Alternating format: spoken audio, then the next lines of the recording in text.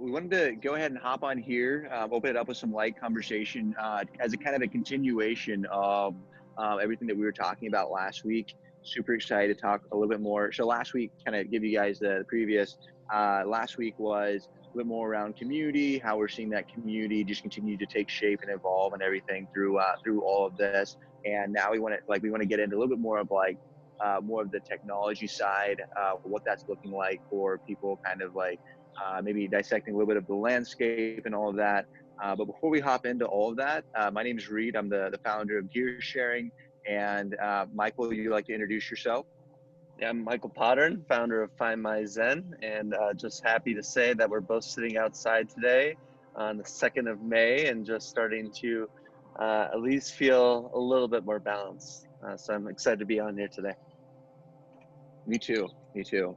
Well, really stoked to dive into this. I guess for starters,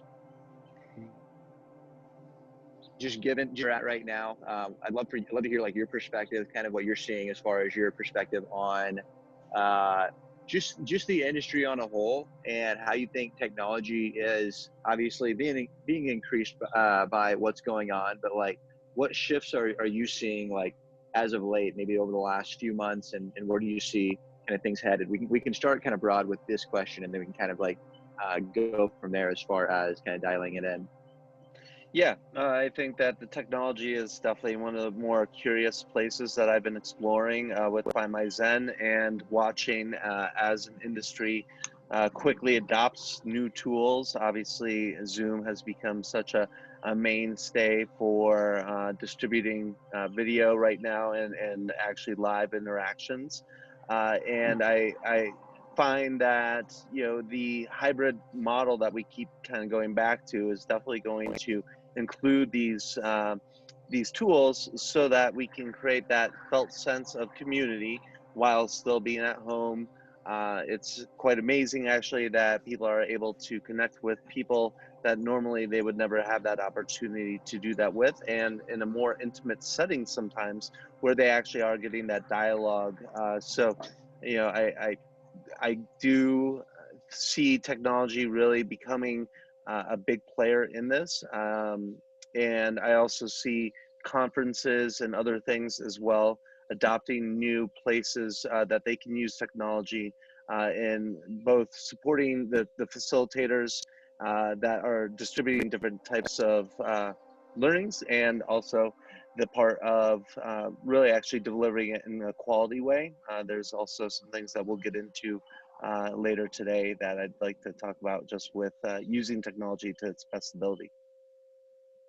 Sure. Yeah, and I'm super excited to hear just more about your thoughts on this, and like where you see everything going. Like you said, specifically conferences, but like where conferences and events take place, and like you said, to really kind of elevate the overall experience, where it's still possible to do what we're doing from a connection standpoint. And to kind of dive into that, you had talked about being able to kind of facilitate this meaningful way of still engaging people's community and opening that dialogue.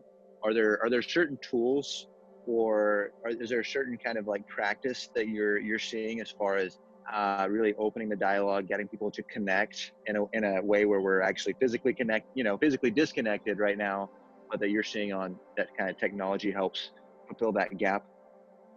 Yeah, I would say the biggest thing is actually making sure that it's a two-way conversation. So it's not just a learning experience. I mean, that is good, but you really want to have that engagement so that people can ask questions to really round out, because quite often somebody else is also curious about the same thing that you're going to ask a question about. So it really actually instigates a more meaningful engagement overall when the facilitator or the event producer kind of thinks about that and allows for that to be in a way also so that there is some moderation with that, meaning that they are calling on people, so it's not just people just kind of blasting in there and Sure. chiming in at the same time. I think really having some structure with that can go a long way. What do you see? Yeah. No, I couldn't agree more as far as that goes. Uh, I think you hit the nail on the head, because it's like, how do you just not just like talk at people, but also like invite people in where they're actually getting maybe even more of a personal experience than they would have gotten with you prior when it was only groups kind of thing. What I see, and this kind of help us pivot here, but like what I see with like fitness is, obviously, the hybrid model has always been around, but obviously, with everything COVID related, everything has been ramped up, and I think that as we shift into this new normal that we're going into, I think that most folks won't find themselves in a situation like this without some sort of element as far as how they can actually provide this online as well. And so I think that we're going to see more, even if things were just completely normal in 2 weeks. I think we're going to see more of that shift continuing to happen, because it's just like you never know if there could be a second wave of these things. You just don't, it's kind of hard to trust, like, okay, this is the only way that I can offer my services now. And so I think people are going to continue to invest in that hybrid model. I think that the other thing to also consider is how over this time period, it's like a lot of the communities that we were talking about last week. I've seen about a third of those communities actually shift. I would say either they've canceled their membership or they've postponed it in a lot of gyms and studios that I've talked to. I would say another third of those are either going to be, and this is just my prediction here, but either going to be a hybrid between, kind of the in-person and online. And then I think another third of that entire group is pretty well always going to be either all in person or nothing. Basically, it's going to be one or the other. And so that's what I feel like I'm seeing is like, okay, maybe this is a kind of a haircut as far as people's communities go on the first third. That second third, it's going to be a combination, and then that last third, I think it's just going to be all in person. So that's what I feel like is shifting into. What are your thoughts on this? Yeah, no, you're good now. I saw your video kind of puttering there for a second. Yeah, I agree. I'd say that I, yeah, I see that middle place. I have a feeling people are going to get creative. I think that it's going to be a little bit more holistic, both on the fitness side as well as on the wellness, so that you're actually more integrative services. So I see even more teaming up going to be happening between a gym and a studio, or you have Nurture and their 30,000 square foot compound that is just going to have all kinds of different modalities, as well as the food side. And I think that we're going to start seeing this as really wellness 360 or health 360, and actually that we're going to be looking at our mental health, we're going to be looking at our nutritional health, we're going to look at our emotional health, we're going to look at these things that I think previously might have been more separated. So I see that that's the fusion. And then with the technology, I'm really curious to see what we're going to see in the next couple months. I have a couple of friends that are developers that are working on some new projects that I think will really solve some of the limitations maybe that Zoom's having, or also be able to create a way that we can actually have more dialogue in a continued drip campaign format, so that people are actually getting daily content rather than it just being the times that I go into the physical place. That's really cool to think about. And I have to ask, when you say it's more of the holistic side, where it's like, you mean like that particular like practitioner is going to have those offerings where they're able to add the nutritional side and all of that as well? I see that happening with some people. I mean, I think that I know of a number of facilitators that we work with that do have a robust offering list that they might not just have been really put into place. That they just said, okay, well, I'm really good at this one, so I'm just going to stay my lane. And I think that people are looking more for coaching. They are looking more for accountability. Mastermind groups, I think, are going to become more of a thing in the health and wellness space. So yeah, I think that it's both holistic on that side, but I also think it's more just holistic of what the end consumer needs.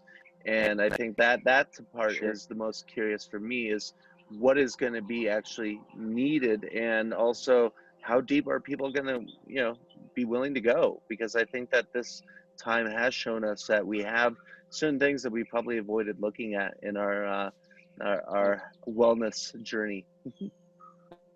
like as individuals, right? Like, so, Yeah. so things that were maybe important, they were always important, but like maybe people are making more time for them now. Maybe like people even coming out of this, it's like even when they have like their job, it's like I think if there was ever a wake up call, this was probably it, to like really kind of like take a step back and go, okay, what is most important? And it's like if you don't have your health during this time, then obviously you're not going to be good for like the energy that you could be bringing to your work or your family or any of these other things. And so I tend to agree 100%. Yeah. And I think, as you mentioned, the second wave, or just waves in general, I think that that's also going to keep us in that place that we're not going to revert right back into, okay, I want to get back to the old normal. I think we all have, hopefully, realized that there's not going to be the old normal, at least for a number of years. And I think for a good reason, we actually get to use this as an opportunity to readdress, refocus, realign, and reassess. I love that. Have you noticed that already in your own life with a maybe extra time that you've had not driving or going out or whatever it is? Yeah. I mean, I just finished a 14-day cleanse, so that was quite meaningful. Yeah. And then also, going to, just pretty much, I've been making space for nature, anything of outdoor quality. Just, I think, can be so meaningful for when you're stuck sitting at a screen all day. So I highly suggest people doing that, and making even calls happen like we're doing right now in outside environment. I'm in the backyard. You're at your family's home, and it's just good to hear the birds and feel Yeah. this a little bit more natural connection. Yeah, I completely agree. I've been enjoying like all the birds and sounds and everything out here. I was out here meditating this morning, and it was just awesome. I mean, it's not Colorado, but it's still good to be connected to nature for sure. Yeah, and the So one as last far as what you go ahead. oh, I was just gonna say, the one last thing that You I good to think go? would be really meaningful to talk about today is just making sure that you're honoring, if you are using technology, that you put a little care and nurturing into creating a good background, a good environment, so that people want to be watching you. I think I am still seeing content that's being produced. I'm like, it's really good, but I'm not really engaged. And I think that we need to, again, going back to just asking questions, having a little bit of a drop in at the beginning, so that people feel also seen and heard. I think is such a meaningful thing. But putting a little extra time into, just the environment that you're shooting in. Look online. There's a lot of free resources for uh, you know for bloggers, video bloggers, people like that, that can really, I think, help people fine tune their offering and actually make it a lot better.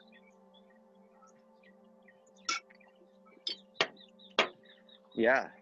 No, I can agree more because like think about like all the small things that really like take place into how that's happening, and I think that's a really good call out. I think like what I've been more as working with brands has just been obviously helping facilitate a number of those venues, and so I'm really curious as to like what that's going to look like as far as if there's just going to be regular spots where we go and film, or if it's just going to continue to be in people's houses, or if we can get more creative with just these environments and everything. Yeah, well, I know that's something that you and I have been exploring, is actually, allowing and coordinating with venues and people and places that have, more. I think kind of engaging environments for people to be shooting in. Yeah, it can be such an exciting thing, and can create such a different layer that is our subconscious of trusting the information that we're delivering as well. So yeah, I'm curious to see where that's going to go this month specifically, and especially throughout the summer. So I know there's some people we've already talked to, but I'm opening it up to anybody that's watching this today to reach out to either of us. And if you have some ideas of what you'd like to do, we definitely have some good connections on the real estate side, and we can make some cool things happen. Absolutely, absolutely. Well, it's always good chatting with you, man. And like you said, anybody that's like wants to be looped into this overall conversation, feel free to reach out. We have a number of, like you were saying, either like potential connection or resources that we're just always on the out for. And just I mean, this is a collaborative thing. This isn't us just talking at the camera. This is us talking to like all of you all. And so feel free to reach out if anything comes up. All right, Reed. Well, this is always a pleasure, and look forward to seeing you again next week. Alrighty, you too, my friend.